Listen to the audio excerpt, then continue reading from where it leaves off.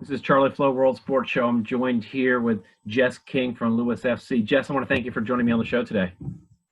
Hi, thanks for having me.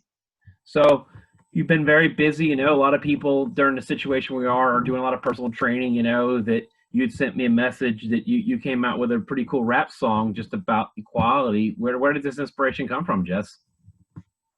Yeah, I've actually been writing for a really long time, but I haven't recorded in a while either. And I got talking with my roommate and some people from the club, and we kind of had this wild idea that I would write a song about equality and the club's initiative, Equality FC.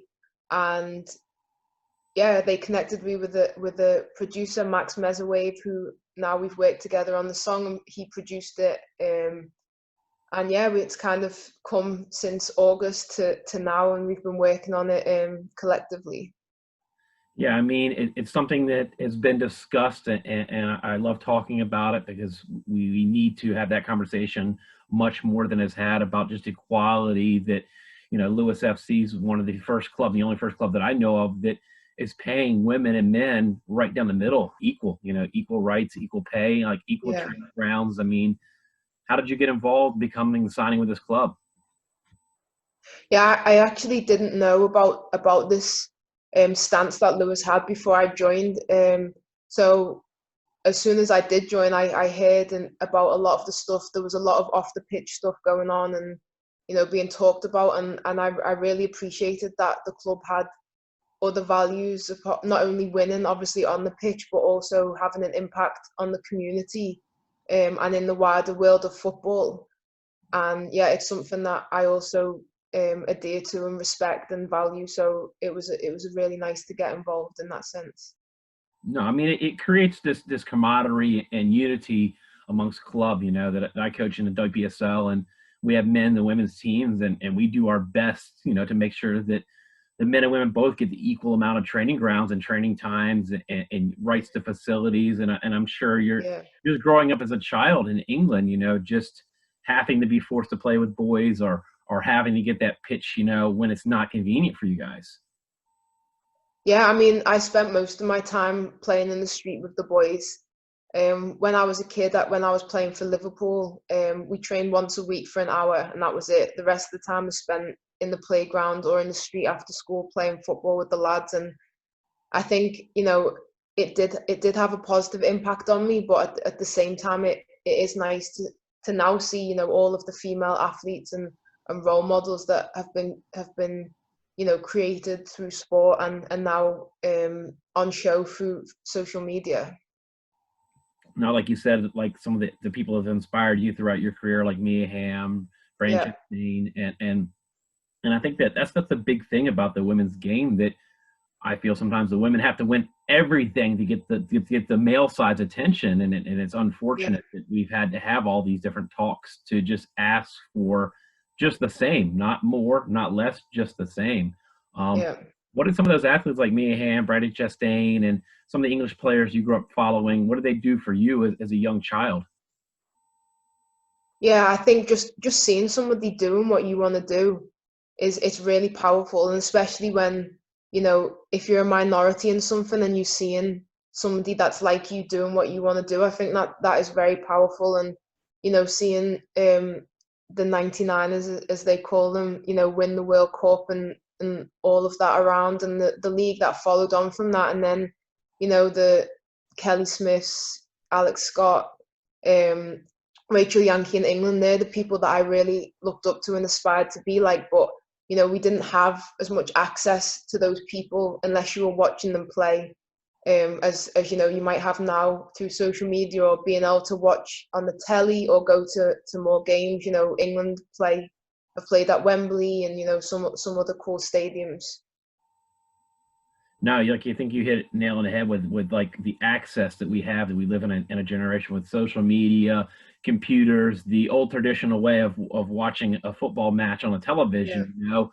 It's still there, but we have so many different ways that leagues now have the ability to say, well, we don't have to be on TV. We can be on a YouTube, for example, or we can just yeah, broadcast straight from our Twitter. Because I remember, watching even when we had our second go around of professional league in America, WPS, just trying to follow a feed on some internet page, or you're getting commentary just through text. And I'm sure you Yeah. like that for a lot of young girls your age, trying to follow the American women's pro leagues via text message or somebody sending you an email. But I mean, it's really grown that, that we can access all these leagues in so many different formats, and it helps you get your voice out, because I discovered Lewes FC honestly through social media, so Yeah. it's neat that how you can expose yourself in a positive way. Yeah, definitely. Definitely. And I think, there's more and more leagues, for women that are developing and up and coming and having more access, more funding, more facilities. And I think it's awesome. And, I think it's going to continue to get like this, but it needs more and more support, more and more input, I think, to continue the growth that we've seen over the last decade or so to speak.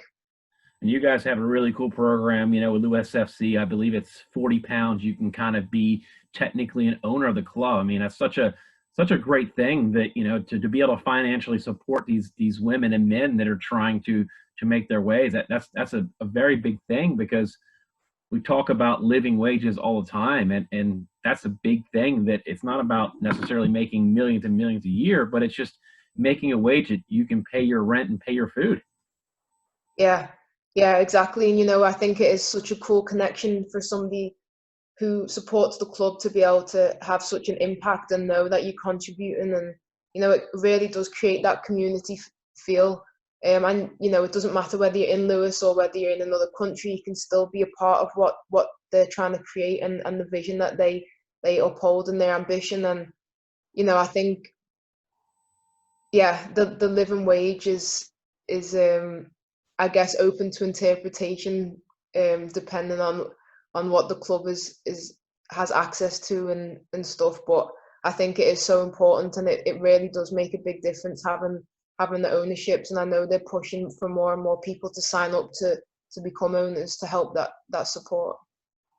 No, it's so true, because that's the thing, is like, people want all these wages, but the money's got to come from somewhere. And Yeah. And we see on social media all the talk of equality. I want to support the men's game. I want to support the women's game. I want to support everything football.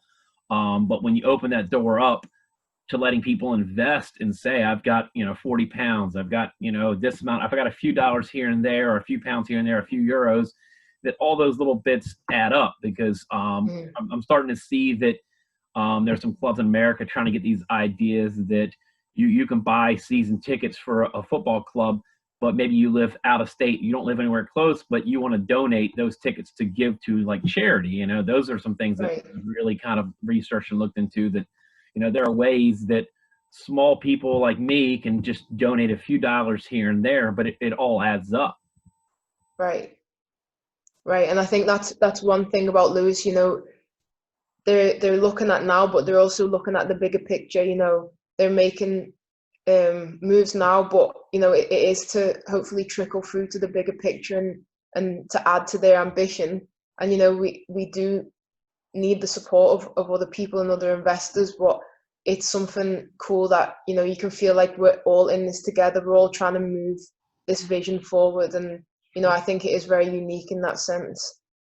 So you joined them and, played with them. What has that experience been like, just putting on the kit, and playing for Lewes? Yeah, it's really nice to play for a club that you really are passionate about playing. Obviously, you give 100% no matter who you're playing for. But the game day atmosphere is really special and really unique at Lewes, and something that I really enjoy. And yeah, they've just created a really passionate environment, and we're trying to build off that. And I think this year we really tried to embrace and push forward our values as a team, as a small team, and then also as a whole club, really. No, it's great what you're doing, because obviously it's inspired someone like me all the way here in Philadelphia in the United States, that it's given me ideas on ways, to help my women's team and our women's team here in Philadelphia, ways that, to create ways to raise funds and pay for things, because, football is not free, you got referees, permits, and all those things that we have to cover before we even walk on the pitch, so Right. definitely hopefully it creates that snowball effect that other clubs can draw inspiration from you guys. And I'm sure you've heard those kind of messages. And what has that been like, just probably receiving those positive messages? You're playing for a club that has equality involved.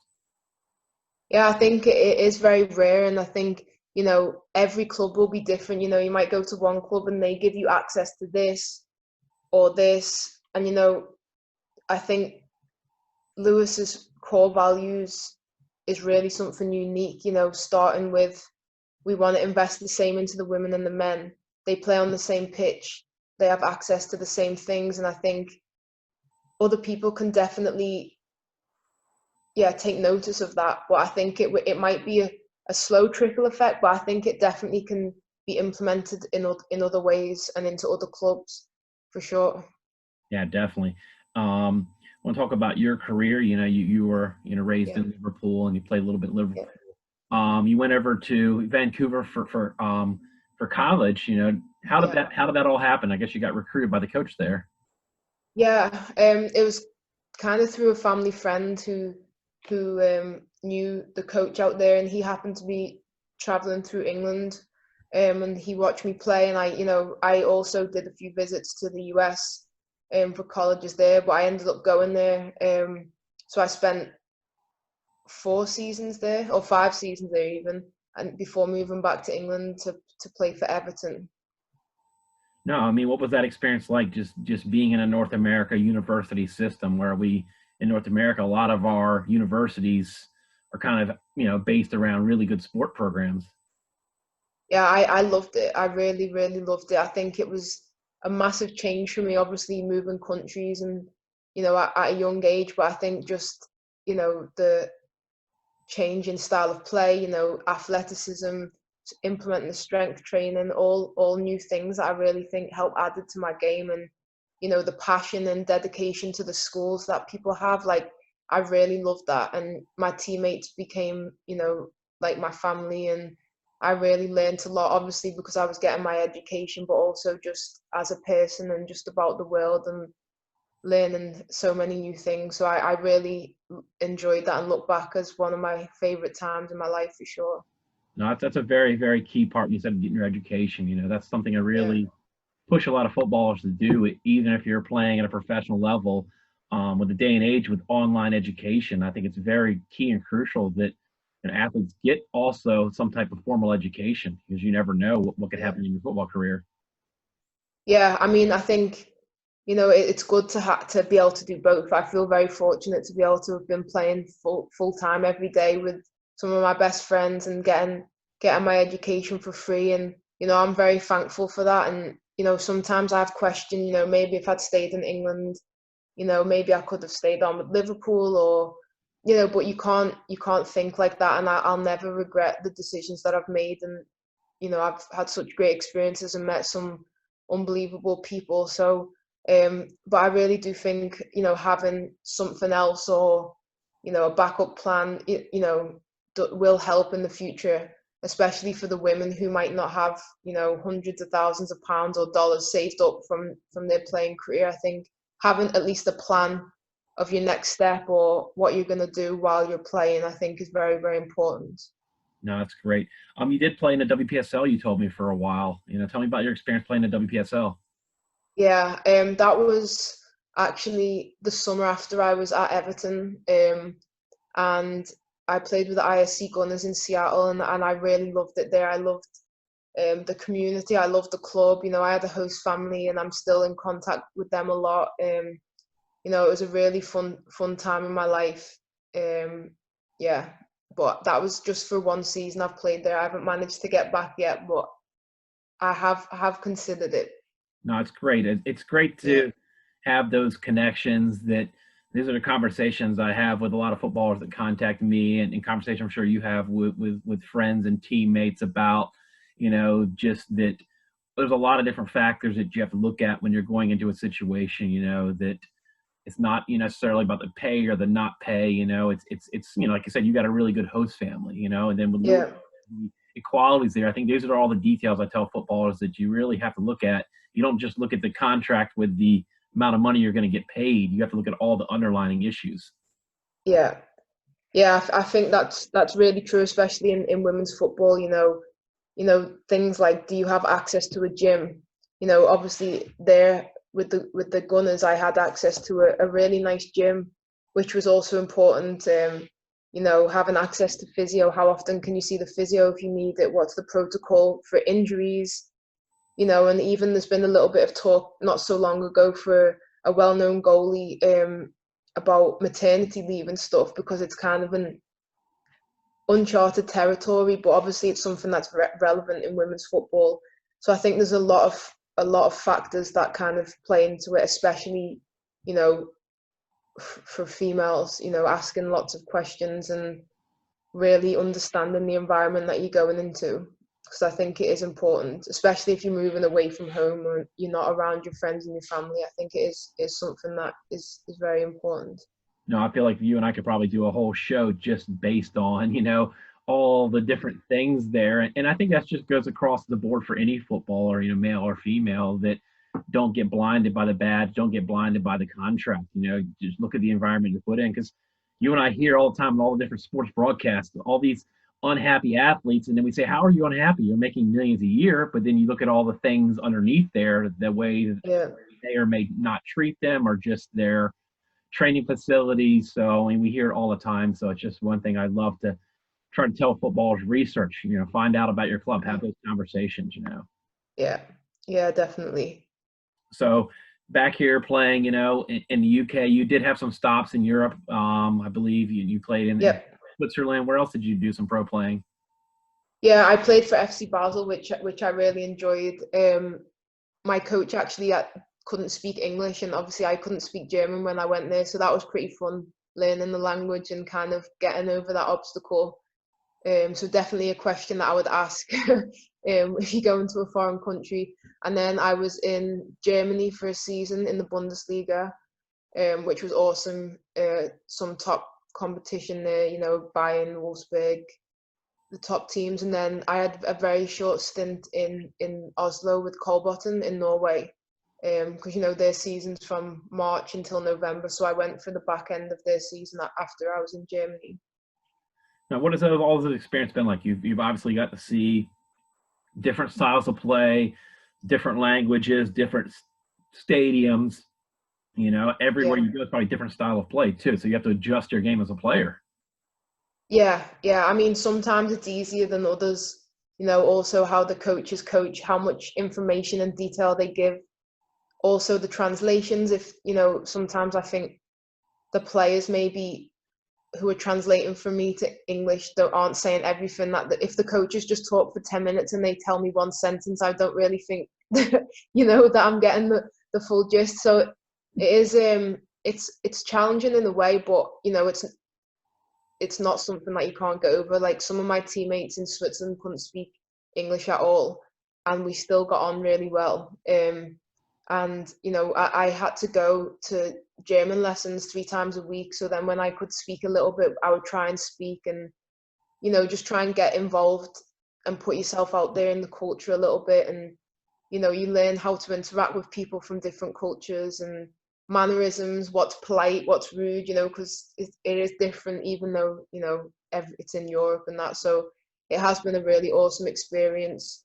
Like, living in Oslo, it was a big city, but at Basel I was quite near the center, and then Jena in Germany was a small town a couple of hours from Berlin. Now, I think you hit the nail on the head about the communication thing. That Yeah. even within me and you both speaking English as our first language, that we talk about that a lot from different coaching staffs, that trying to create that universal communication, that every Yeah. coach is kind of communicating the same type of message to the player. So when the players are on the pitch, they're Yeah. communicating, all the different, hand gestures and simple things, because there are times where even within our own language, you might get confused. Yeah. Yeah, definitely. I think, especially in English, you might have different, what people call football language, how a coach might express something. And yeah, I think the styles of play are all different. So I think it is important to kind of get to the root of, what the coach really wants. But I guess that's all part of football as well, as kind of problem solving and, working together. So I think, yeah, it's interesting. I mean, we do live in a great time and age with technology. That's the cool thing that Mhm. I've been coaching for, I'm going to age myself for about 18 years. So Yeah, I still am very old school. I still draw out some of my training sessions on a piece of paper, and bring it to the yeah, sessions. So technology's improved where, old school football, I'd have to create my little session and, there's no way to get it to my players until we get on the pitch. But now you have all these different online tablets where I can just literally say, hey, Jess, we're going to work on building on the back today. I just emailed you the session today. We're going to work on this for an hour.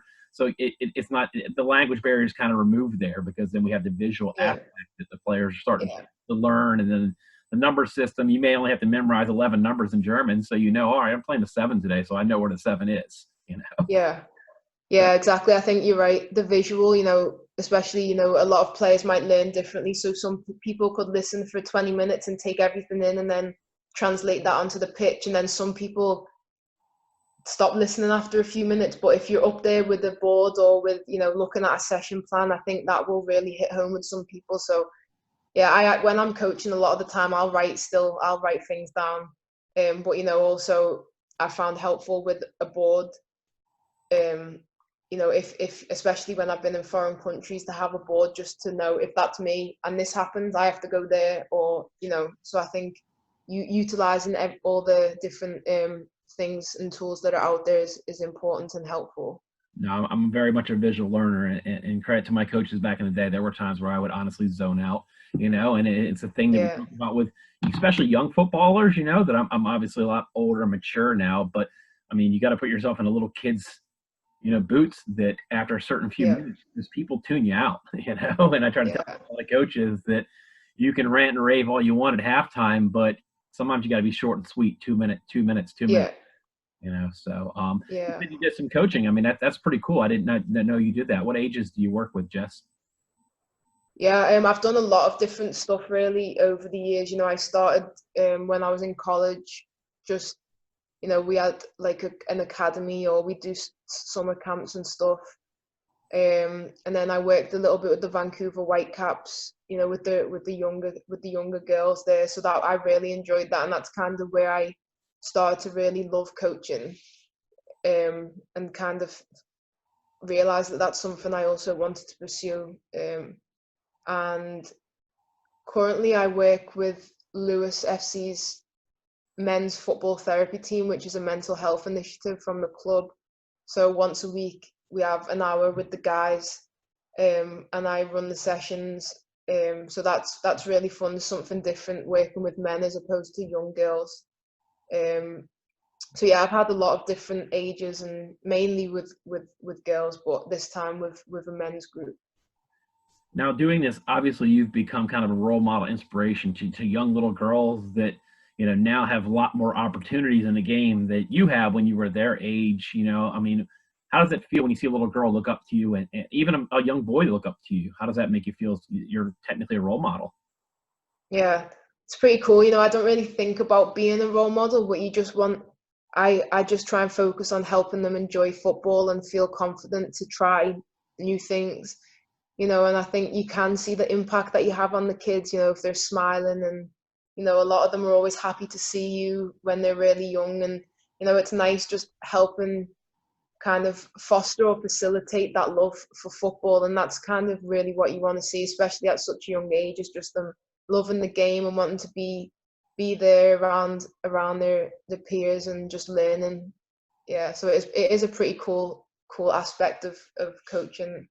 Where you're going to inspire a new breed, Jess, because you did have that, you have that track that just came out, raise us up, excuse me. Yeah, You're rapping about equality, and you're a footballer, so you're going to create this kind of degree that all of us growing up, we wanted to be rappers, we wanted to be footballers. You're doing both, so it's like you're even like an inspiration to me, because I think it's really cool because of the positivity of that song. Um, let's play that song here on the show, and then after we yeah. play it, we'll come back and we'll recap it and talk about it. Um, I'll let you talk about debuting it right here in North America, so you can go ahead and introduce your song and tell a little bit about it, and we'll play it. Awesome. So this song is called Raise Us Up, and it's about equality in women's football. And I hope that it really reaches a lot of people and inspires people to keep playing and keep pursuing their dreams.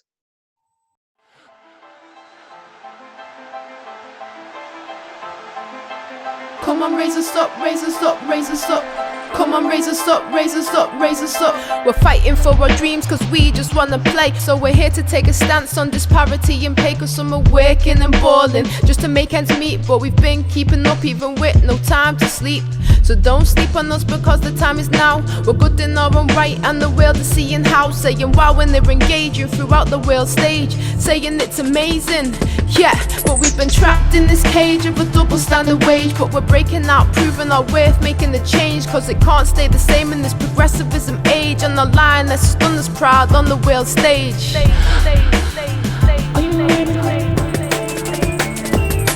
And even with no support, the movement has come far. Now we got them lionesses on the world stage being stars. They bought into the vision and they capture people's hearts. Changes in the making and this is only the start. So come on then, come on then. Come on then, come on then. So come on, raise us up, raise us up, raise us up. Now the flame has been ignited and it's never gonna go out. Be part of the movement to keep bringing change about. Even though they try, they're never gonna keep us out. Come on, raise us up, raise us up, raise us up now. Never gonna keep us out, keep us out. Our strength has been abundant, perseverance consistent. We've been waiting to use our voice and now the world will listen. We do it for the love, for the love, for the game. All the time and effort and the sacrifices made. I'm not saying that we should get paid the same. I'm just saying that I really want a living wage. With that struggle, keep it real, it's all about respect. How is that such a difficult concept? Tell me how there's only one club in the world that pays men and women equal. Tell me how that's fair. And I know that it's not always realistic, but it's just about respect and not being diminished. Our graft and our passion for the game is not a limit. It's the exact thing from the men that really makes us different.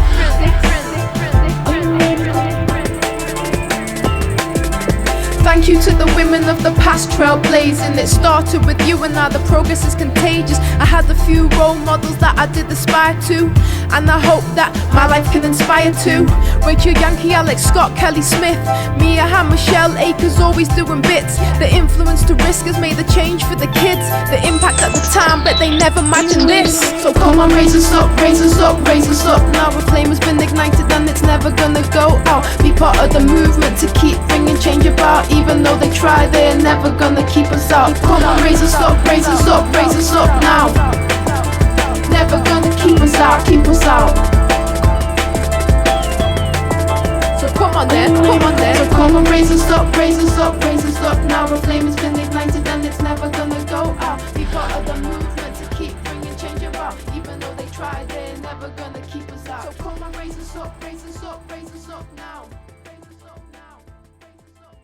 We're back here on World Sports Show. I'm joined with Jess King. Lewes FC just had a really cool song come out called Raise Us Up. Love the lyrics, love the positivity. You said you kind of started doing this and working on this back in August of last year? Yeah, that's right. It wasn't long after the World Cup, I think, and there was a lot of positive reaction from the Women's World Cup in England, and I think that's kind of where the idea came from. My roommate kind of said, well, why don't you just, look at the positivity and the momentum that's kind of coming with women's football, like use your words to help that. And obviously I've been writing for a long time, but I haven't really put anything out there and pushed it, so yeah, it's something that we've been working on for a while, but that's kind of where it started. Now, you said who you were working with, Max? You said you were working with a producer? Yeah, Max Mezerwave, yeah.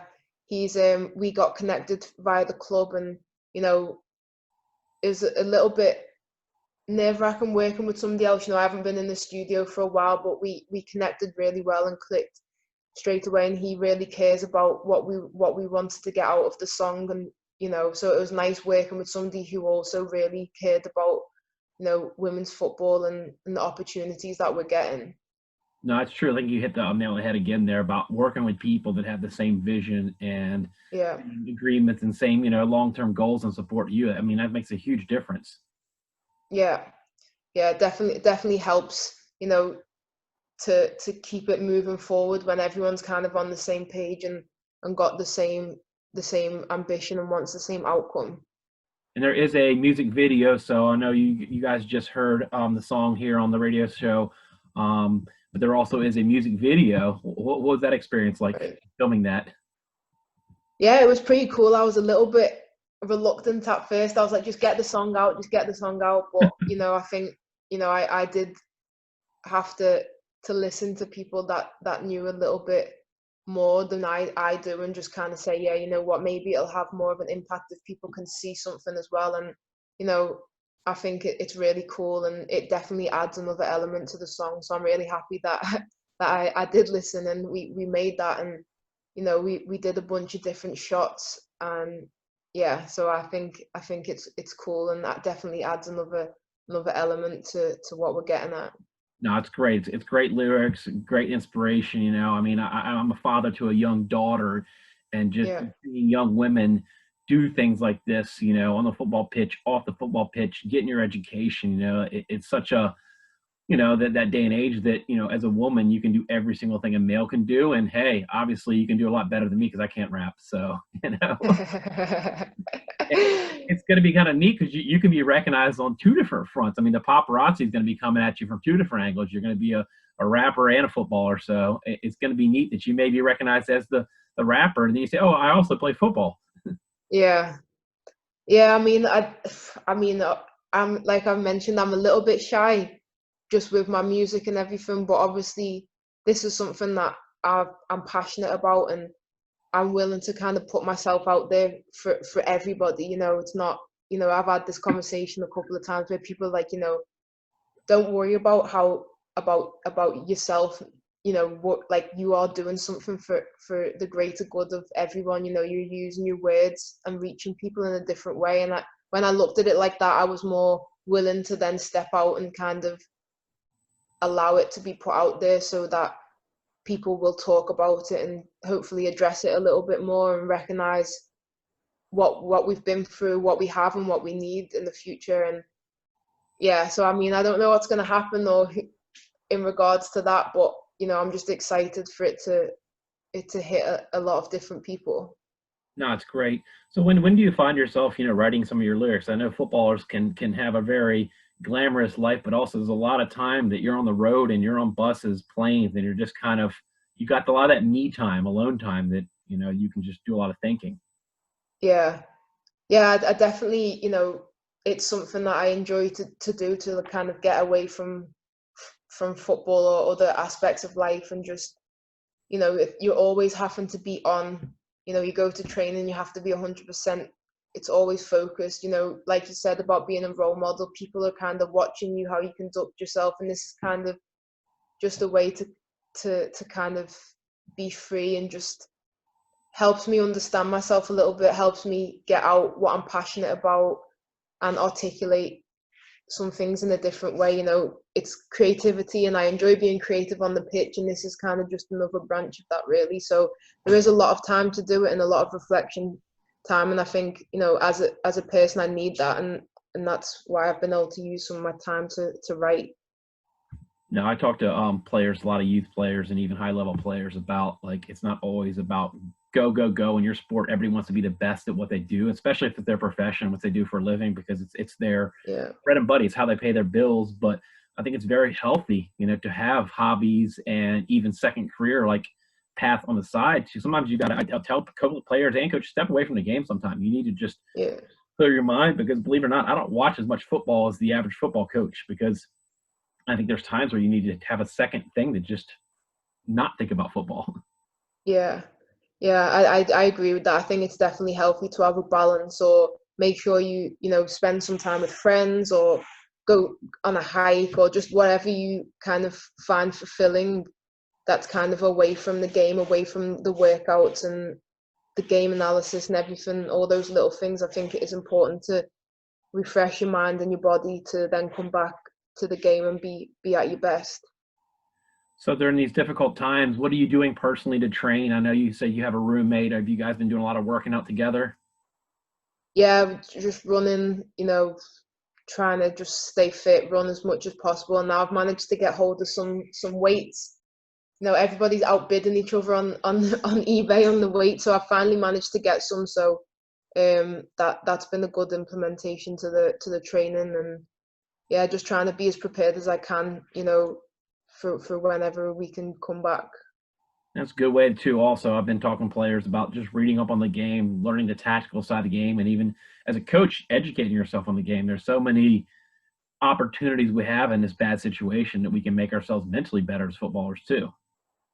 Yeah, definitely. Like, I've been watching some of the games back, and it's good to be kind of out of the momentum of the season to kind of see, okay, well, I actually did a lot better than I thought, or okay, this is happening in every game, I need to work on this in the off season, or there's been a lot of webinars with the coaches, and kind of soaking up knowledge and stuff that can help make you better. I think it's definitely another aspect of growing as a player and a coach. And I mean, this is also a time where I'm getting to know a lot of players on a personal level, because I'm constantly doing Zoom chats with my youth teams, and just I think it's a way that I'm getting to learn about the personal side of their lives, about what makes them tick as a person. Yeah. I mean, I think that's also good. A lot of people are different and respond differently and need different things from their coaches and from their peers, and I think it's not as much one size fits all anymore, how it might have been, in the past when I was growing up. It's a little bit more adaptive. So I think it is also good to kind of get to know each other a little bit better, and, so we can help each other be better. Yeah, and it's also, opened up eyes, I think, for a lot of people in this world that spend so much time go traveling to and from work, and I'm realizing I can have some technical sessions online now, instead of having all of my players come into a central location and meet for an hour, and it takes them an hour to get to the location. That's 3 hours out of their day. But if we can sit here and have a chat on the internet, and I can send you all the documentation and do video review on the line, I think it's created a whole nother realm for players and coaches to get their message across to their players without them. I mean, you get to stay in your home. You would love to have a tactical session from your house. Yeah, I think it's awesome, and I think maybe it will, obviously once we've come out of this and can kind of figure out how we're going to move forward from this, in the world, I think it definitely can have a positive contribution to, how we do things, in team environments. Now, Jess, I want to really thank you for your time. I want to thank you for reaching out and sharing your song, Raise Us Up. Yeah. We'll play it here again on the show as we're exiting this interview. But no, thank you for all you're doing. Thank you for reaching out. Thank you for everything your club does, to just inspire people like me and inspire, my daughter, get her boots sharpened up, get her to play for you guys one day. That would be awesome. Again, thank you, Jess King, here with Lewes FC. Everything you do, appreciate. If you need anything from us, let us know. Thank you. Yeah, really appreciate you having me on. World Sports Show, Charlie Flowe with Jess King. We're signing off.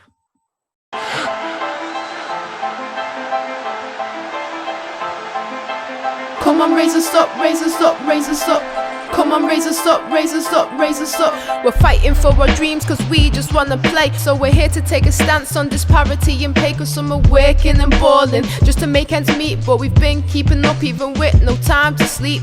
So don't sleep on us because the time is now. We're good in our own right and the world is seeing how. Saying wow when they're engaging throughout the world stage. Saying it's amazing, yeah. But we've been trapped in this cage of a double standard wage. But we're breaking out, proving our worth, making the change. Cause it can't stay the same in this progressivism age. On the line, let's stun us proud on the world stage.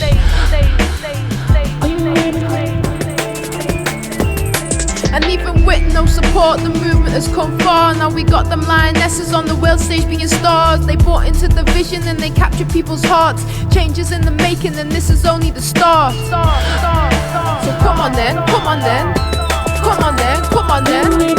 So come on, raise us up, raise us up, raise us up. Now the flame has been ignited and it's never gonna go out. Be part of the movement to keep bringing change about. Even though they try, they're never gonna keep us out. Come on, raise us up, raise us up, raise us up now. Never gonna keep us out, keep us out. Our strength has been abundant, perseverance consistent. We've been waiting to use our voice and now the world will listen. We do it for the love of the game. All the time and effort and the sacrifices made. I'm not saying that we should get paid the same. I'm just saying that I really want a living wage. With that struggle, keep it real, it's all about respect. How is that such a difficult concept? Tell me how there's only one club in the world that pays men and women equal. Tell me how that's fair. And I know that it's not always realistic, but it's just about respect and not being diminished. Our graft and our passion for the game is not a limit. It's the exact thing from the men that really makes us different.